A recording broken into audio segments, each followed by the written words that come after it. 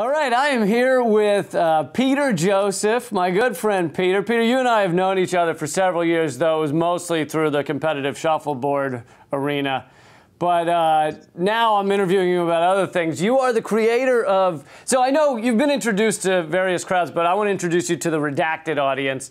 So I want to start off there, start back a few years. You're the creator of the Zeitgeist, which I looked up, and it means general spirit of the culture. So having invented American culture, why make videos of shots to the balls so prevalent on the internet? Why did you do that to our culture? Just trying to satisfy what people want. You know, we've got to kowtow to the dominant primitive forces that keep that payroll coming in through advertising and marketing that seems to control everyone's value systems today.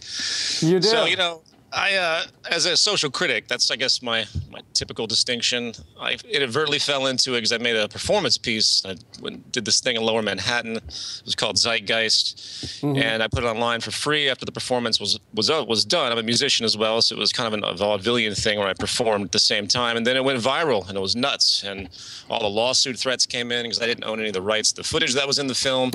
And over the course of time, I weeded it all out, and then that kind of sparked a push from me. I was more apathetic. You know, I paid attention to what was happening in society, but I was very George Carlin-esque. I was just like, okay, that's not of my concern. That's out there.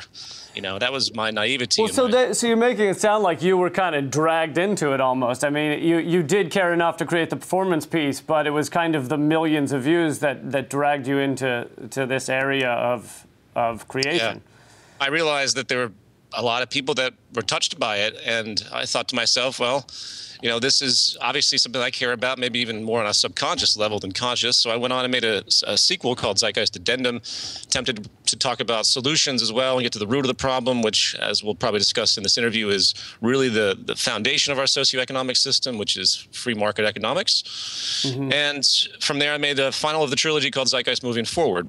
And then within those two films, a movement started. Again, this is just random stuff. I didn't expect the movement to have any legs. But as of now, there are about 530,000 subscribers through our email list. And we had our 7th annual Z Day, which you did a little webcast for, which was great. We did it in Berlin this year. Yeah. So things keep plugging along. And, you know, I feel pushed, but it's also rewarding. It's also stressful. I would admit that. It's a lot to take in because you're dealing with a macro social shift, which is what we promote, which is the only solution, I'm afraid, but I won't delve into that quite yet.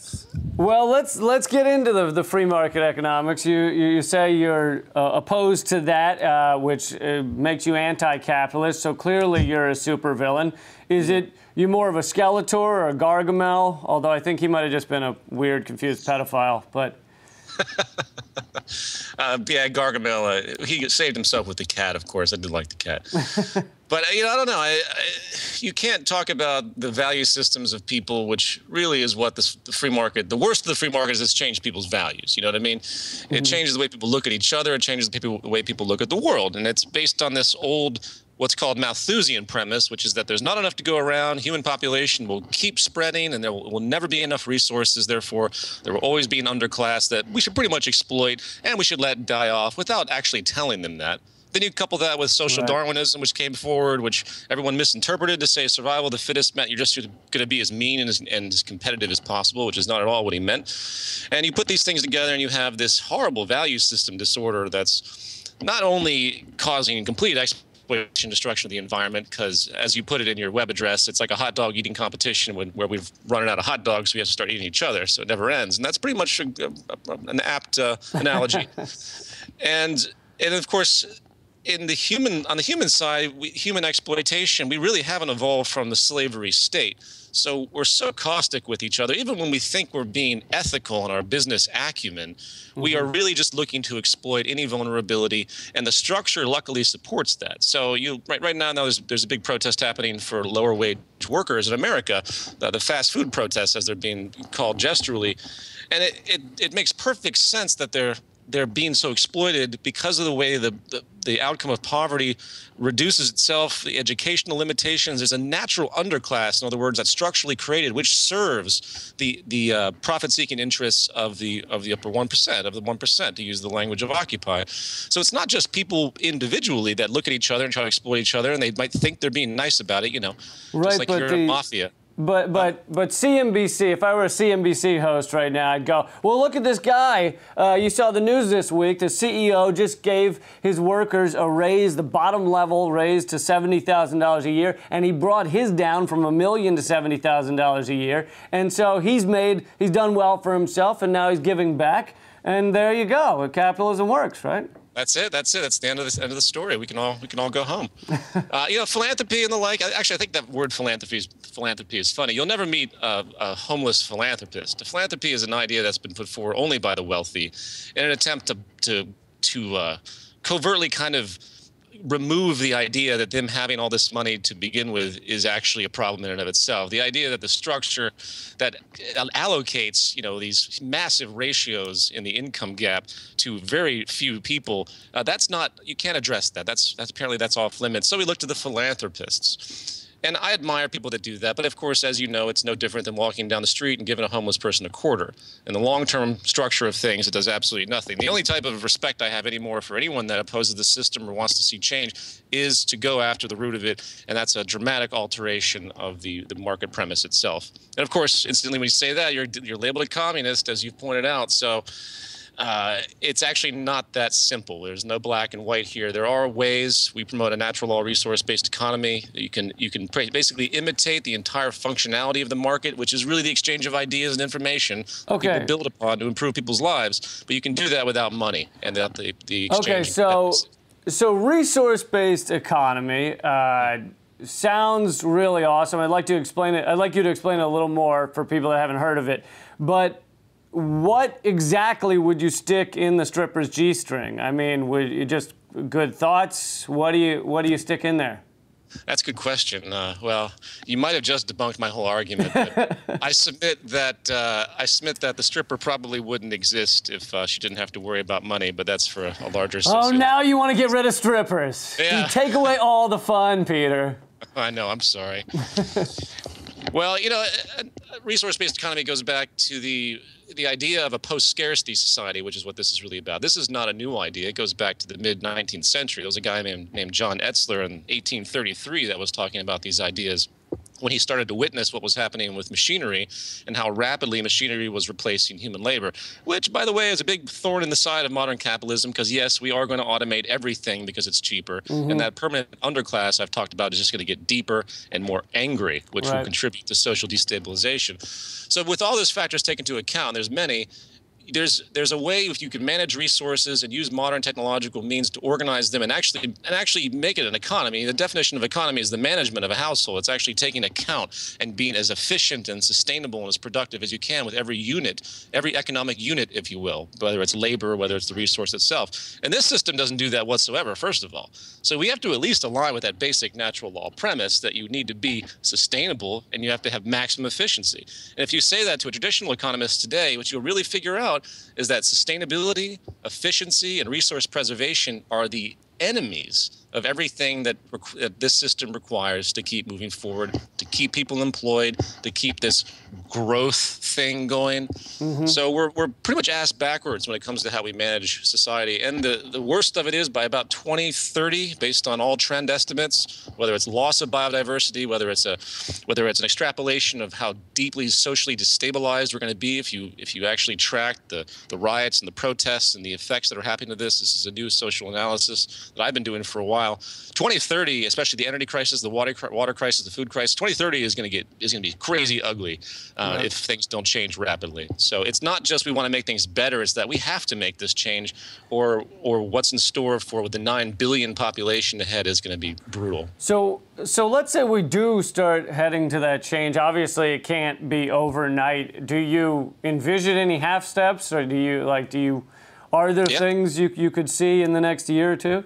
Well, we got to stop the wealth inequality before it completely destabilizes the culture and makes a very angry underclass and sets in a chain reaction that can, the word revolution or insurrection is about as close as you can get, but it's not just the individual anger, it's the pressures of scarcity that are about to merge too.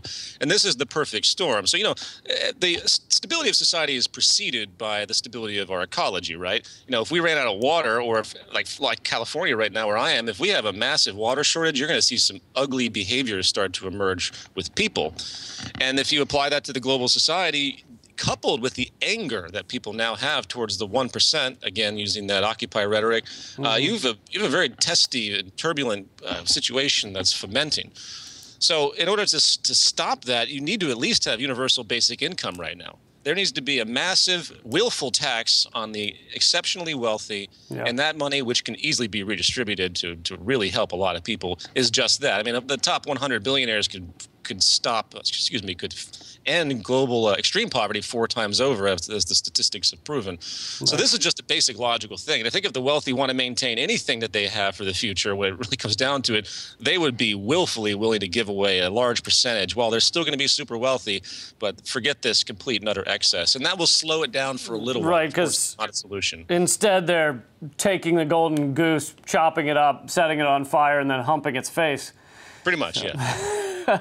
The funny thing is that the more the system gets, the more fear that it comes in the system, the more insurrection, the more resource issues, the more outcry.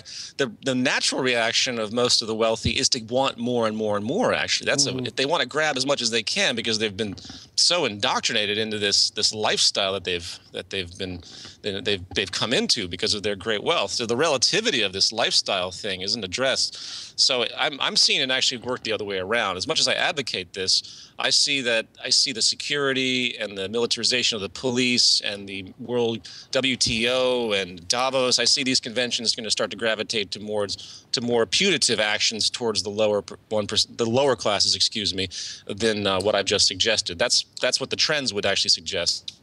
We can not do that. We can wake up and realize there are steps that can be made. I can go on a long tangent about that, but I'll stop there. Okay, well, I wanted to ask you about where you could see things getting to. You used to work a little bit with the Venus Project, and you don't anymore. That's correct, right? That's correct. But because of your past work with them, people think you want everybody to live their lives inside of pods. And I just want to make sure, can we masturbate in the pods? Yeah, well, there will be a 1984 style Big Brother camera at all times, though. So there will be the guy looking at the big masturbation wall somewhere. Right. Just keep that in mind.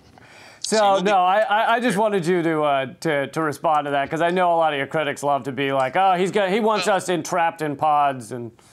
Well, yeah. Again, these ideas go back a long way, and they have nothing to do with the design per se. You want efficient design, and that takes many forms. It's completely contingent upon the technology available. It has nothing to do with any particular design. So people need to just get the visual images out of their head if they've been burnt in and they see some kind of sterile environment designed by a futurist or an architect. That has nothing to do with it. It's the principles that matter. Right, right. I wanted to ask you, and this is the only question when I was interviewing Chris Hedges where he seemed a little cagey and kind of skirted around it. Do you have hope, and what do you see? What are the things you see that are hopeful in our society? I know you could list 100,000 that are not so hopeful, but I do wonder if you see some little sparks here and there.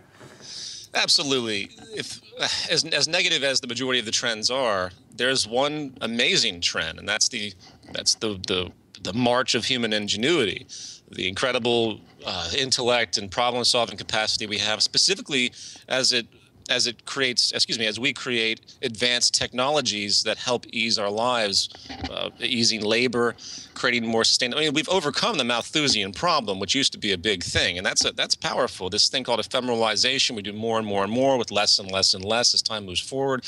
Jeremy Rifkin calls it the zero marginal cost society, which we're hyperbolating towards. He has a different view, but that's the same idea. And this is the most powerful trend that we've ever stumbled upon as human beings, and it's what needs to be harnessed and what could make one of the most glorious this glorious societies. I would never use the word utopia because there's no such thing, but talk about some type of improvement that's so grand that really frees the human spirit. They can people can actually do what they are interested in doing, not locked into debt and wage slavery as we are today in this echo of a slavery system. It's really just a soft slavery system. Well, and it's amazing to see, because you see a lot of the defense of the current system comes from those slaves. I mean, you see these are low-wage workers that are yelling at each other about how, you know, oh, they want a $15 minimum wage. I started at $7 and I worked my way up. It's amazing to see the slaves try and put everybody back in their place. And that's an educational problem. I absolutely agree. And that's one of the reasons you don't educate slaves. I mean, even back in real slave time, it was illegal in the American South for a slave to be able to read. And Frederick Douglass, of course, one of the great abolitionists, talks about this at length, how the psychology of that underclass was so groomed to feel defeated, to not understand what's happening, to begin to have animosity towards each other, you know, to the old divide and conquer attribute. So yeah, no, I completely understand that. That is unfortunate when you see people that don't have any idea what the real problem is. So I'm going to wrap it up here in a minute, but you got the Zeitgeist movies out there, and the Culture in Decline is all online as well. You've created. What are you working on now? Now it's Inner Reflections, the Inner Reflections trilogy. It will be released one a year, or they will be released one a year.